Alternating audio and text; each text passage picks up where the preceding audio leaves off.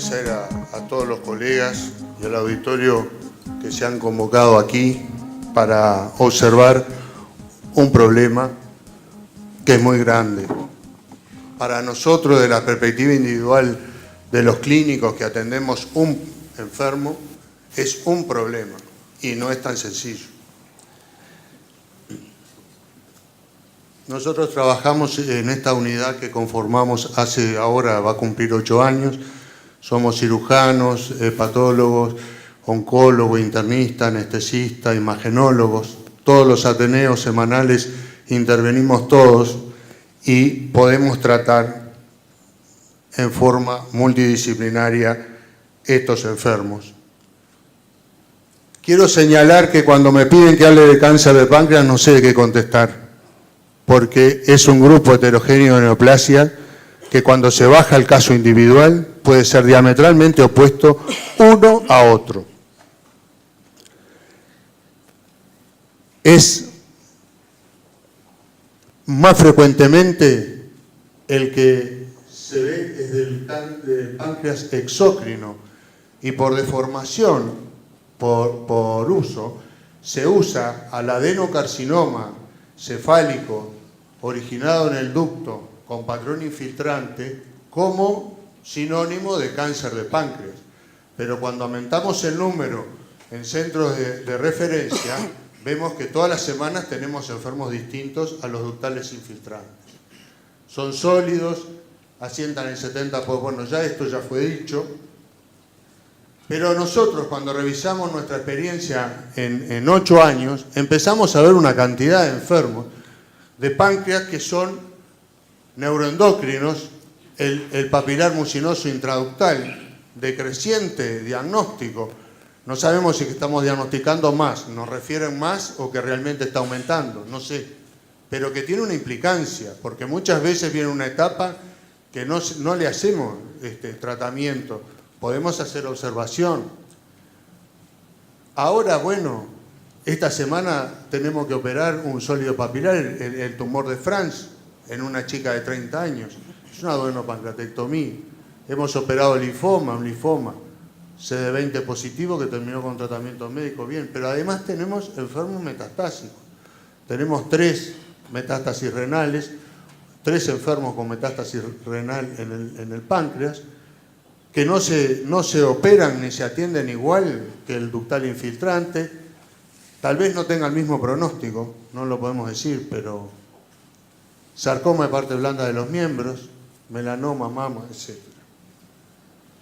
Otra cosa, cuando involucramos en cabeza de páncreas, fíjense una cosa, en el mismo lugar tenemos uno que tiene el Carras mutado y el colangiocarcinoma, que va igual en el mismo saco de carcinoma periampular o carcinoma de la cabeza de páncreas, en realidad es totalmente diferente uno y otro. Se contamina no solo el registro, sino la orientación terapéutica. Pero otra cosa que se sabe del adenocarcinoma ductal infiltrante, que después de las 4 o 5 alteraciones genéticas, lleva 10 años formar el tumor, que después termina como con 32 alteraciones genéticas en este momento, y le lleva a su vez 5 años más para desarrollar metástasis. Yo pregunto, ¿estamos viendo un cáncer de páncreas, un adenocarcinoma ductal infiltrante, que ya lleva 15 años adentro del enfermo? El adenocarcinoma ductal infiltrante, en la mayoría de los casos, se desarrolla a partir de una neoplasia preinvasora. Y tenemos la neoplasia intramucosa, que 1, 2, la 3, que es el carcinoma in situ, es el más común, pero también tenemos lo que se originan en el papilar mucinoso intraductal y en los tumores quísticos mucinosos.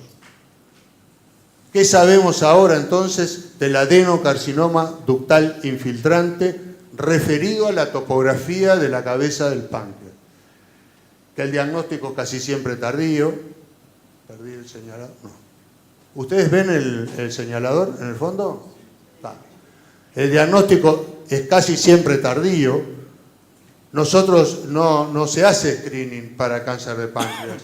Entonces uno hace una evaluación diagnóstica cuando el enfermo tiene clínica, y cuando tiene clínica ya es tardío. Es de incidencia creciente en los casos que atendemos. No sé si es realmente la ocurrencia de la enfermedad que aumenta o si somos nosotros que tenemos efecto centro o estamos diagnosticando antes. Otra cosa que sabemos los cirujanos, que el TNM no nos convence. No nos convence para categorizar al enfermo y no nos convence para la terapéutica. Es absolutamente insuficiente. Otra cosa que sabemos es que no hay sobrevida sin cirugía. Es muy difícil que un enfermo tenga una sobrevida prolongada sin haber sido operado. Pero también sabemos que la cirugía es suficiente. ¿Por qué? Porque operamos casos que en otras topografías, con otros adenocarcinomas, serían prácticamente cirugía curable. Tenemos el desencanto enorme de que estos enfermos prácticamente no pasan los 5 años. Entonces sí, la cirugía es muy importante, pero es absolutamente insuficiente. Y tal vez mi misión hoy día es pedir ayuda. Sí sabemos, ya hay décadas de experiencia, que el tratamiento sistémico mejora la sobrevida. Mejora aún aquellas que son consideradas cirugías curables. Y hay estadísticas que increíblemente llegan a unas cifras altísimas para lo que es el resto del mundo. El adenocarcinoma ductal infiltrante de la cabeza de páncreas es un tumor sumamente agresivo que está localizado en un ambiente especial, en un rico ambiente vascular, es un ambiente de rica inervación y tiene características de invasión perineural y a través del linfático se disemina, genera dolor, tiene conformaciones internas que favorecen la diseminación ganglionar a través de factores de los macrófagos asociados y también de la infiltración neural. En una topografía de drenaje linfático multidireccional, que es muy fácil que salteen la sistematización anatómica, cuando existe un bloqueo empieza a tener circulación paradojal. La presencia de la ubicación retroperitoneal inmediatamente empieza a ganar vías asociadas y la amplia relación peritoneal permite que haya una localización xelómica en circunstancias muy tempranas. Y acá es un dibujo para señalarles el duodeno, la cabeza del páncreas, el cuerpo y la cola. Fíjense que es una esponja de irrigación arterial, que esto rápidamente tiene colección venosa de retorno y cualquier tumor rápidamente está ofrecido a la diseminación con una leve invasión vascular. Pero superpuesto a esto está toda la red neural, ¿verdad?, del plexo celíaco, y a través de la avidez y la propiedad que tiene de diseminarse, a través de ellos o aumentar el estadio, hace que esta enfermedad rápidamente sea una enfermedad localmente avanzada. Pero no olviden que este es un confluente linfático. Todos los linfáticos intestinales y de acá rápidamente van a los conductos que van a terminar en el conducto torácico de la diseminación. La sistematización ganglionar en el páncreas es absolutamente discutible. Está bien para la anatomía, pero desde el punto de vista funcional no opera. Entonces es así que el criterio halsteriano de los tumores no aplica acá, no aplica. Acá es más el ganglio con el análisis de Fischer que de Halster. Esto es de entrada, cuando nosotros lo diagnosticamos desde el punto de vista y conceptual, debe ser interpretado como una enfermedad sistémica. Pero además sabemos que la velocidad de evolución en la etapa que lo diagnosticamos, que ya es una etapa tardía, nos ofrece una muy pequeña ventana terapéutica. Entonces, desde el punto de vista racional, parecería ser que el tratamiento sistémico temprano, incluso antes de la cirugía, sería aceptable. Y lo que ya sabemos es que tenemos reducción del tumor, se puede optimizar la selección de enfermos para la cirugía a través de la utilización de ese tiempo en el periodo que no debe ser considerado un periodo perdido y mal interpretado por muchos como pérdida de la chance, y entonces pretenden dar de baja determinadas actitudes estratégicas cuando en realidad no es pérdida de la chance, es el diagnóstico de un enfermo que tiene una enfermedad de biología más agresiva y en un órgano muy estratégico para que funcione mal. Los diagnósticos, la clínica, es anecdótica porque sabemos que es muy tardío. El CA19-9% prácticamente sirve de mucho, cuando pasa y cuando sube muy alto ya expresa enfermedad avanzada. La ultrasonografía externa con algunas consideraciones, pero rápidamente hoy día se ha desarrollado la ecografía interna, la ecoendoscopía, a través del abordaje digestivo alto, con o sin punción. Al respecto hay consenso que la punción se aplica para los tumores sólidos, pero el tumor quístico a veces hay muchos y no conviene puncionar porque tienen riesgo de iatrogenia. O sea que para la lesión sólida, la punción. Si la lesión es quística, tratar de no puncionar por el codo. La tomografía siempre debe ser una tomografía con protocolo de páncreas. Y acá cobra muchísima importancia los equipos multidisciplinarios. La participación de los imagenólogos. Imagenólogos con una vertiente de análisis sobre el problema específico que significa. Resonancia hoy día también tiene que ir con protocolo para páncreas, para aumentar el resultado diagnóstico. La colangio-resonancia como procedimiento no invasivo que sustituye al invasivo, la RCP, que necesariamente debe formar parte del protocolo de investigación de estos enfermos. Y al respecto debemos decir que hoy día la colangioendoscópica retrógrada está prácticamente relegada a la colocación del stent y solo en ese lugar en el que se haya necesitado, para este enfermo se necesite un cepillado. La laparoscopía no es aceptada universalmente, nosotros de hecho prácticamente nunca la hacemos. Se dice que la indicación es de selectividad o de necesidad, sobre todo en aquellos enfermos que puedan tener diseminación y si tienen ascitis, sí. El lavado peritoneal ya no se usa prácticamente en casi ningún lado y el PET como examen de entrada no está aceptado. Solamente sería en aquellos casos en que se haya realizado neoadyuvancia y exista una enfermedad local avanzada de participación vascular, solamente en esos lugares, en esas situaciones se aceptaría. Y se sabe hoy día que los buenos protocolos de tomografía y resonancia sustituyen a la ecoendoscopía. Esto les puede llamar la atención, pero son los informes de los resultados. La ecoendoscopía es un examen espectacular. Sin embargo, el alcance, sobre todo para la enfermedad avanzada, está con mejores resultados.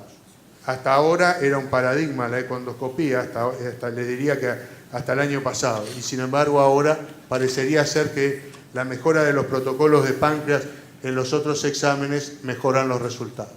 Y llegamos a la cirugía, que es casi imposible en una reunión poder hablar de todas las opciones terapéuticas. Y entonces el cirujano, cuando tiene un cáncer en el páncreas, no cáncer de páncreas, cáncer en el páncreas, fíjense ustedes, tenemos una cantidad de posibilidades, cada una de ellas abre una llave que permite una cantidad de cosas.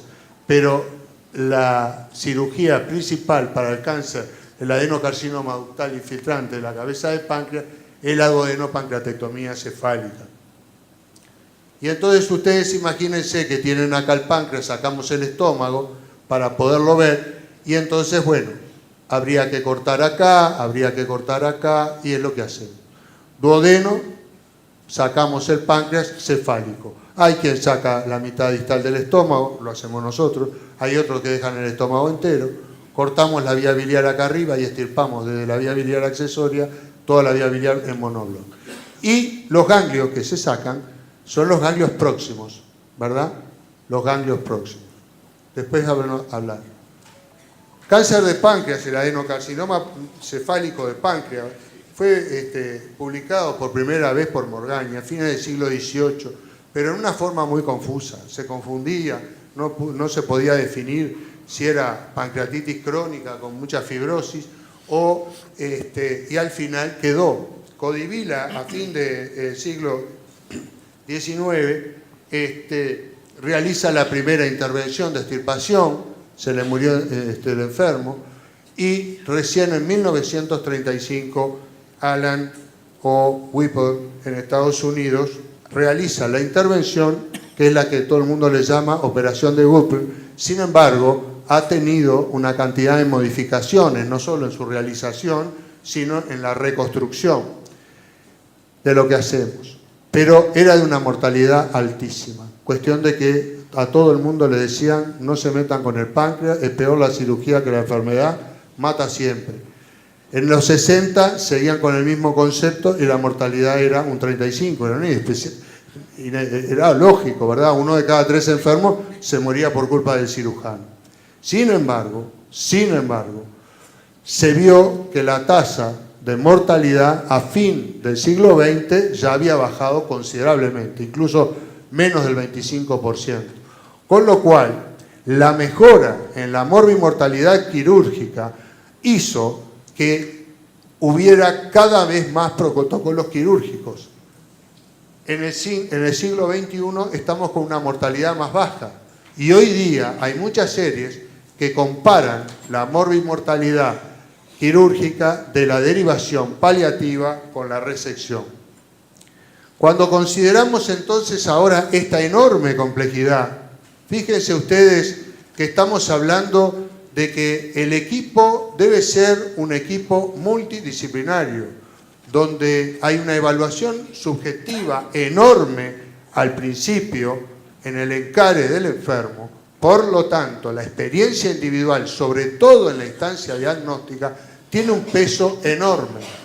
De ahí que no es lo mismo, que no es la habilidad del cirujano, que parece que lo que uno quiere transgredir es la experiencia individual de un cirujano que le roba al resto casuística y las opciones. No, es todo el equipo. El imagenólogo cuando opina, cuando realiza su diagnóstico, los médicos que opinan y los cirujanos que opinan y después recién van a operar, es importante el número. Entonces, ¿qué es lo que se pretende más o menos hoy día alcanzar para la duodenopancreatectomía cefálica? Un estándar.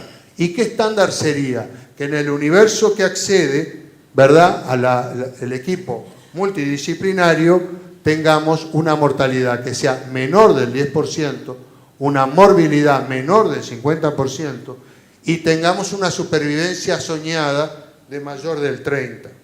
Es decir, superando aquellas estadísticas mejores que llegan entre 22 y 25%. Esto es el sueño. Pero eso no se hace de cualquier manera. Eso se hace con un equipo en un centro de alto volumen. Tiene que tener un entrenamiento, un funcionamiento adecuado, porque no es solo yo tengo experiencia, yo sé. Es todo el aparataje de asistencia médica que... Perdón, esto...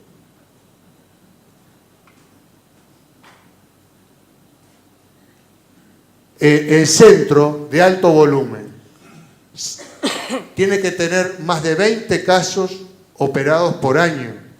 Hoy día en Holanda, recién hace poco salió un trabajo, el centro de alto volumen consideran 40 por año. Pero el nivel de experiencia tiene que ser alrededor de 20 por año. Cirujano de alto volumen es aquel que opera más de 10 por año. Fíjense que prácticamente es 1 por mes que tiene que operar. Y lo fundamental es que el equipo tiene que ser multidisciplinario. Tiene que ser una decisión colectiva. Tiene que estar opinando en el momento del diagnóstico el cirujano con el imagenólogo, con los médicos, con el patólogo. ¿Por qué? Ahora lo vamos a ver por qué. ¿Qué complicaciones tenemos cuando sacamos el páncreas? La fístula pancreática. es muy frecuente. Retardo en el vaciado gástrico, nosotros prácticamente no lo tenemos. Tenemos una modificación técnica que usamos sin querer. En realidad nunca veíamos retardo y creemos que sabemos por qué es. Infecciones, absceso abdominal, el síndrome de hemorragia graduado, 1, 2, 3, en fin, de acuerdo a la gravedad. Tenemos la hemorragia precoz y la tardía. Y después lo alejado. ¿Qué pasa cuando estos enfermos vienen a la consulta? Tienen diabetes, que en general aparece una o se agrava una existente después de la cirugía. La insuficiencia pancreática exócrina, que no debe ser desechada, puede ser un problema que hay que atenderlo desde el principio, porque si el enfermo tiene sobrevida es necesario que tenga una buena digestión. Y a veces tenemos desnutrición que no sabemos por qué. No le encontramos tumor, el enfermo aparentemente come bien, no tiene signos que provoquen desnutrición, come bien y sin embargo se mantiene desnutrido. Es otra parte de nuestra ignorancia. Entonces, el cáncer de páncreas, decíamos que la estadificación TNM, nos quedamos contentos si vemos uno en estadio 1, estadio 2 y sin embargo sabemos que se mueren. Tenemos dos aspectos a considerar que son esenciales. Y son dos aspectos. El primero, subjetivo. Por lo tanto, depende de la experiencia del equipo. Y la experiencia no solo de ver enfermos, y además de manejo de la tecnología. La resecabilidad anátomo-imagenológica. Es decir, saber si el tumor es resecable o no resecable porque es localmente avanzado. Y acá digo, no resecable de entrada. Y después hay un enorme conjunto intermediario de aquellos tumores que son marginales, en los que cabe la duda de suponer de si se va a alcanzar o no una buena resección quirúrgica. Es decir, del punto de vista anátomo-patológico, la pieza debe ser informada necesariamente si fue un R0 sin enfermedad residual, que este es el sueño, la residuo microscópico o el R2 que es macroscópico. Y esto, que parecería ser una cosa sencilla, no es considerado igual. ¿Por qué? Porque R0 y R1 son subjetividad de los patólogos. Entonces, en Europa el estándar es diferente a Estados Unidos. Entonces, cuando ustedes les consideran y le involucran un R0, con lo cual de repente empeoran un resultado cuando la mortalidad es comparable, o R1 y lo ponen del otro lado, imagínense el sesgo que tienen. Están leyendo un trabajo y otro trabajo con el Atlántico en el medio y estamos confundidos. El patólogo es esencial. El patólogo tiene que informar cosas que yo como cirujano le tengo que pedir. Tengo que pedir, no sé si no lo digo después, pero lo voy a adelantar ahora, los márgenes.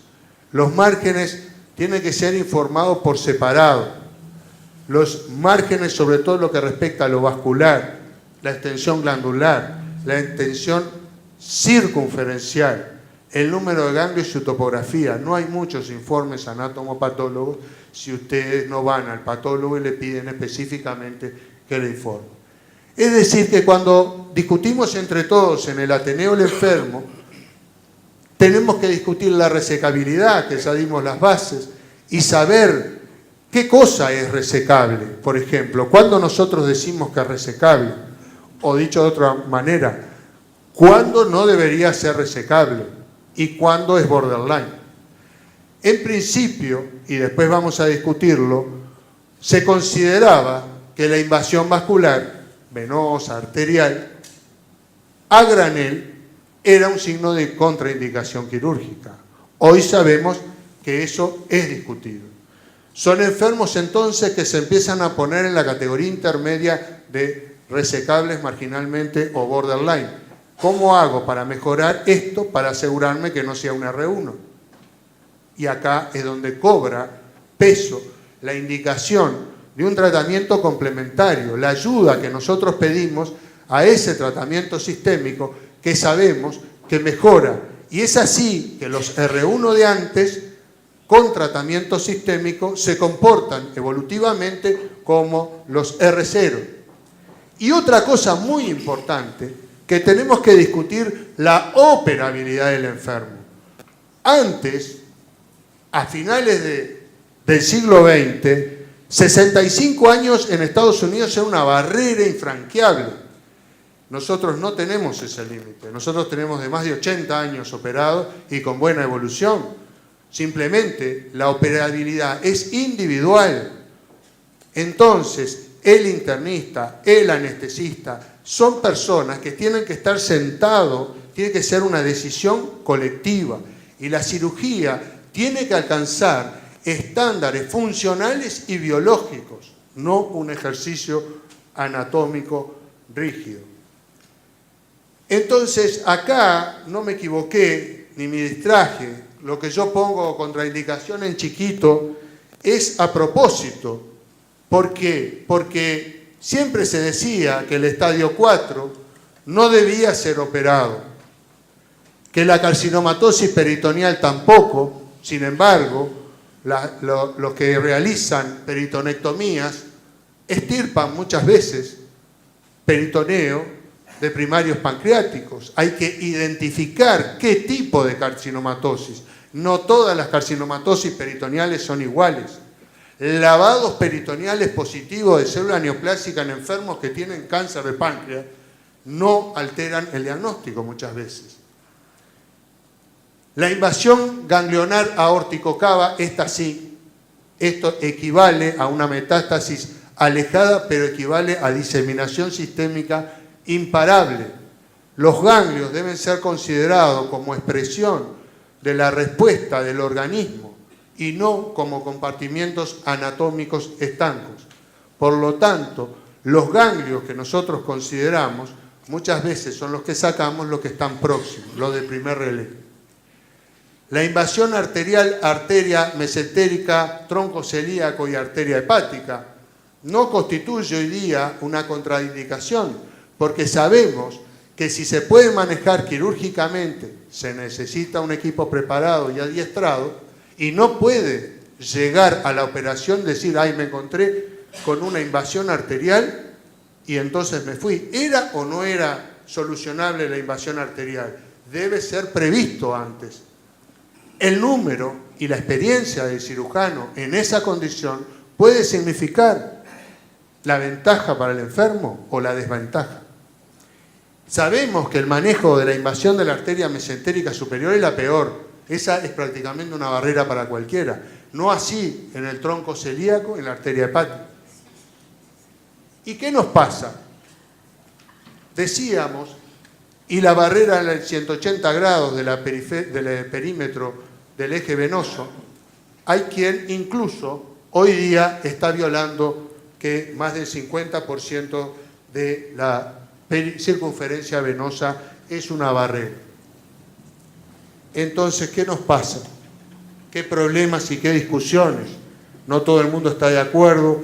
Esto es un conocimiento evolutivo. Estamos tratando de ganar luz sobre una cosa que es confusa y que es una población. Hay tantos cánceres de páncreas como enfermos distintos. Entonces, nosotros sabemos que la expectativa de alcanzar un R0 es fundamental a la hora de evaluar recurrencia, porque un R0 habla que el enfermo va a vivir más. El problema del R1, que ya les dije la diferente interpretación. Entonces acá hay trabajos que evalúan igual lo que están clasificando cosas diferentes. No hay consenso bueno, ya lo dijimos, los márgenes de transección y circunferenciales tienen que ser adecuadamente descritos. Y lo más importante que nos quedamos a la hora de saber el borderline es la relación con la vasculatura. Entonces, después de hacer un trabajo enorme para tratar de operar a este enfermo y tenerlo vivo y no complicado, vemos que se muere enseguida. Entonces, estamos pidiendo ayuda y se ha visto que a pesar de la solución que se logró a fin del siglo XX en términos de morbo y mortalidad quirúrgica, desde el punto de vista oncológico seguimos muy mal. hay que agregar otro procedimiento. Entonces, cada vez más se evalúa el uso de la terapia sistémica temprana y se sabe que tiene beneficios teóricos, pero no se pueden comparar con las series históricas. Las series históricas están mal clasificadas las poblaciones de enfermos y a su vez los tratamientos difieren diametralmente con los que os proponen los oncólogos hoy día. ¿Qué querríamos nosotros con el tratamiento? Que la resecabilidad aumente en aquellos que son borderline resecables y los que son localmente avanzados mejoren. Es así que hay estadísticas que pueden mejorar, hasta un localmente avanzado puede mejorar hasta una resecabilidad en el 37% de los casos.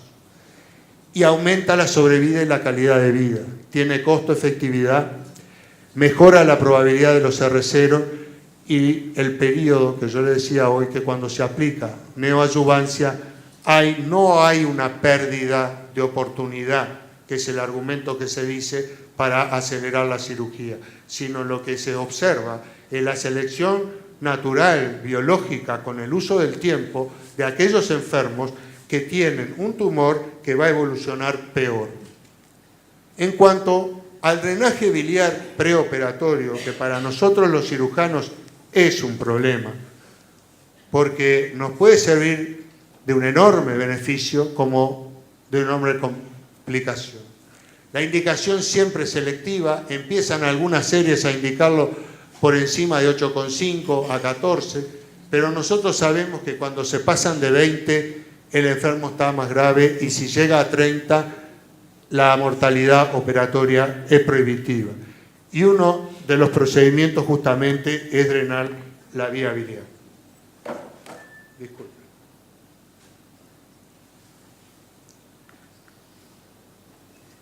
Bueno, se usa siempre que se utilice neoadyuvancia si el enfermo tiene ictericia. La morbilidad está en este rango, la mortalidad, una tasa de fracaso que depende de la experiencia de los endoscopistas y de los enfermos, pero cuando el stent está bien indicado, es decir, una tasa alta de bilirrubina y que debe ser colocado, tiene muchas veces obstrucción en el 34% y mucho antes de lo que les dicen. La hospitalización por el stent en un determinado tipo de enfermos de los que estamos hablando puede llegar al 15%. Nosotros siempre queremos que si el tumor es resecable de entrada, o sea, no hay duda, es un enfermo que se puede resecar con una natural expectativa y segura expectativa de lograr un R0, preferible no manipular la vía biliar. Con respecto de la resección venosa, aumenta la mortalidad en las series, aumenta. En general, lo mejor que evoluciona es la resección parcial con venorrafia transversal, porque habitualmente no hay que interponer. Simplemente con la aproximación de los cabos alcanza. O sea que es lo que trataría de elegir. La resección arterial es más complicada. Eso sí está agravado de una mortalidad, pero también está agravado de una menor sobrevida, tanto sea medida a 1, 3 o 5 años. Y solamente en este momento está reservada a los jóvenes con excelente estado general. La linfadenectomía extendida que se propugnó durante un tiempo como un gol estándar a alcanzar, se ha visto que no solo no mejora el pronóstico, sino que aumenta la morbilidad. Tenemos diarreas crónicas, tenemos una serie de casos, ascitis, toda una cantidad de morbilidad alejada que no mejora la calidad de vida del enfermo. Con respecto a la cirugía mínimamente invasiva, la videorobótica no está definido su efecto oncológico. La endoprótesis biliar tiene un éxito en solucionar, es el drenaje biliar interno. Pedimos que si el enfermo se va a operar, tiene que ser colocado una de plástico, que es la que se puede cambiar. Ahora vamos a ver un enfermo que el efecto de la endoprótesis sobre la pared coledociana. Además el costo, ¿no? El costo de una metálica supera, no sé, 50 veces el del plástico. Y hemos visto prótesis metálicas tapadas en un mes. La cirugía paliativa, esa es la mayor cantidad de enfermos los paliativos, porque esta es una enfermedad que nos desborda permanentemente. Es el tumor no resecable. Si tiene una expectativa menor de 6 meses, el encare es endoscópico. Ahora, si es un enfermo que no tiene diseminación peritoneal, que no tiene diseminación hepática, puede ser necesario encarar una solución quirúrgica. El enfermo no operable, endoscopía. ¿Qué hacemos con la vía biliar? Si va a tener una expectativa de menos de 6 meses, endoscópica.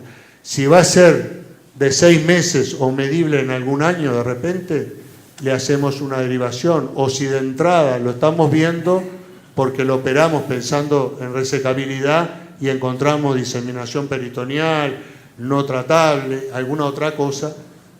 Y siempre hoy día, a diferencia de lo que opinábamos a fines del 1900,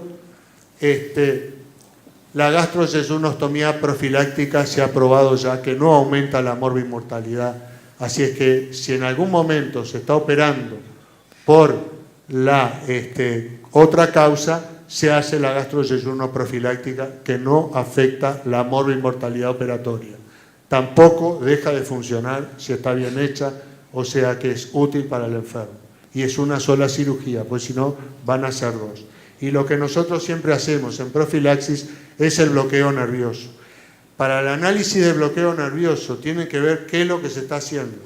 Porque muchas veces lo que hacen, es sobre todo cuando es por la laparoscopía, la infiltración del plexo celíaco. Nosotros lo que hacemos es la infiltración de los espláncnicos torácicos por vía transdiafragmática desde abajo.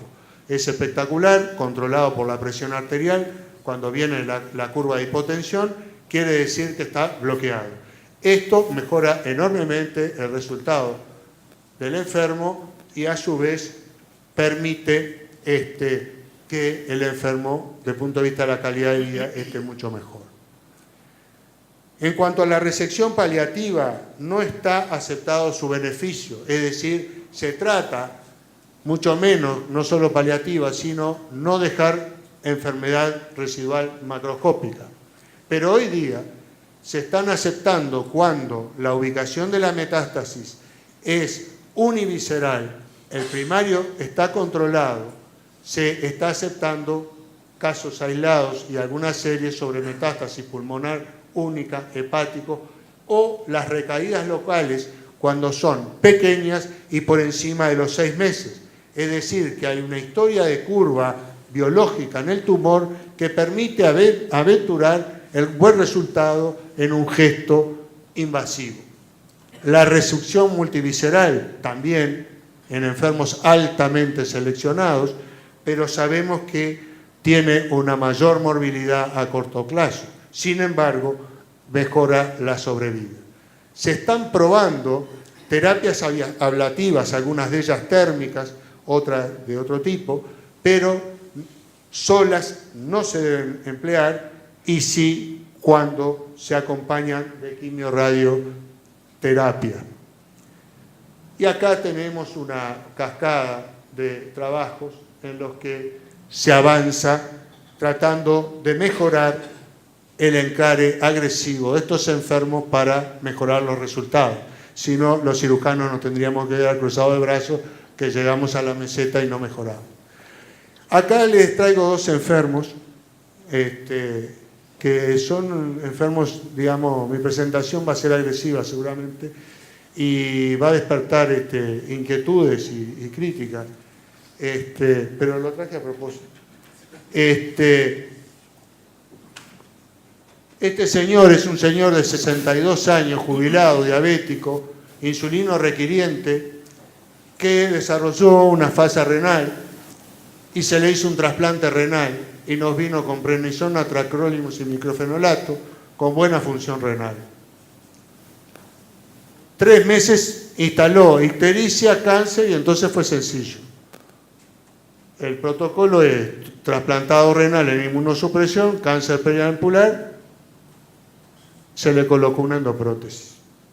todo el mundo está de acuerdo. Es decir, paliación, endoprótesis. ¿Qué vamos a hacer? Trasplantado riñón, este pobre enfermo, bueno, este enfermo ingresa con colangitis en remisión, se le sacó la endoprótesis, se puso y tiene este cáncer.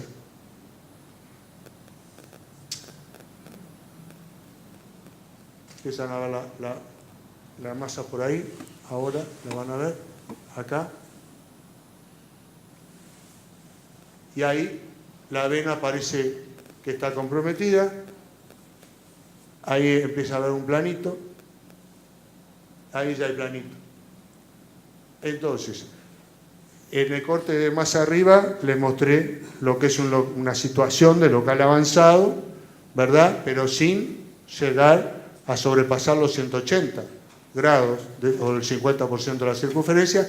Y acá es cuando hay espacio, ¿verdad? Un espacio que permite la resección y aventurar un R0.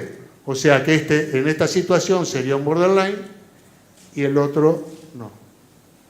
¿Está? Y ahí ya está cada vez más alejado. Lo volvemos a ver. Ahí ya tiene el planito. Ahí ya tiene el planito. Y bueno. Ahí está la colangio. Es un tumor de páncreas, no hay duda. La resonancia tiene la pared. Bueno, lo operamos. El enfermo no lograba, con sus episodios de colangitis reiterados, solucionarse.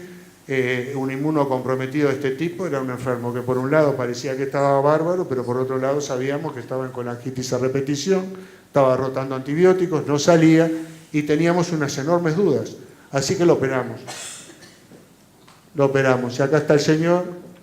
Esta es la cicatriz del abordaje y el injerto está ahí abajo, que se ve en mi mano que aprieta el borde superior del injerto. Acá lo ven. Bueno, y este enfermo, acá le cargamos las venas, ¿verdad? Y acá tenemos la pieza. Acá vemos cómo se está invadiendo la vena, el eje venoso mesentérico portal. Acá estamos clampeando longitudinalmente el eje. Acá están cargadas todas las tributarias del eje, ¿verdad? Mesentérico portal. Y acá es que después de suturada, toda la vena porta. Pero fíjense el colédoco cómo lo tiene. El colédoco es una telita normalmente. Y cuando ustedes tienen una ictericia fría, la pared del colédoco es muy, muy delgada, muy fina, muy elástica.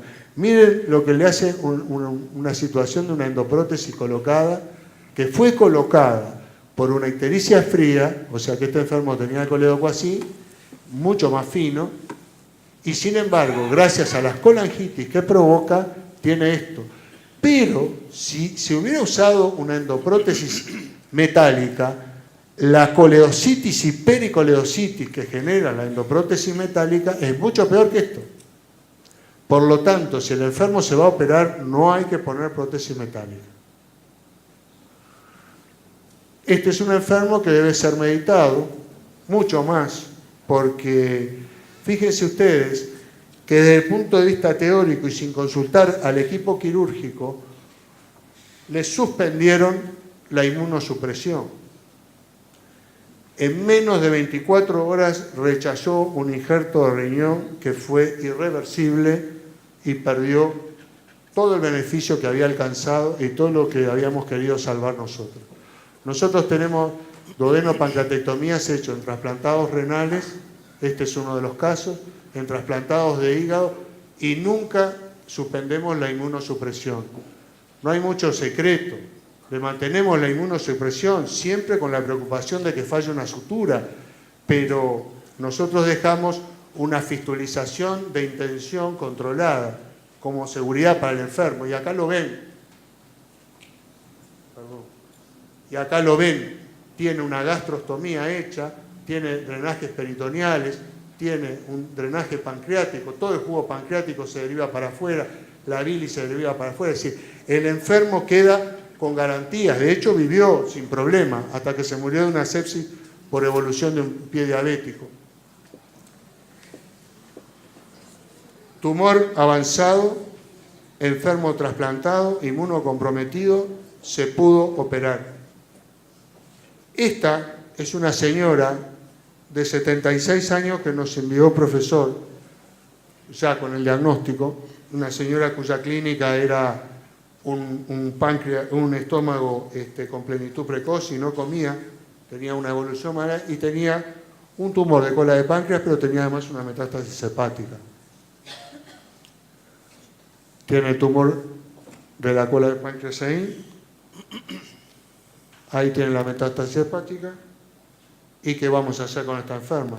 Que era una señora que estaba perfecta, además con un espíritu impresionante, y quería solucionar su problema. Y le sacamos el hígado, tenía otra metástasis, le sacamos el hígado, sacamos el tumor, una esplenopancreatectomía distal. Acá está la señora operada, evolucionó muy bien, me regaló un osito. No sé cómo se apaga.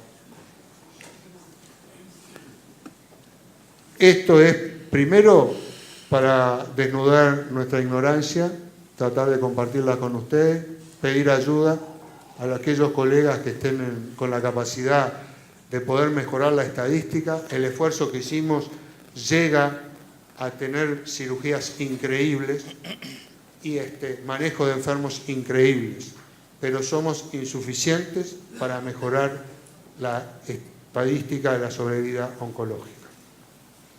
Esto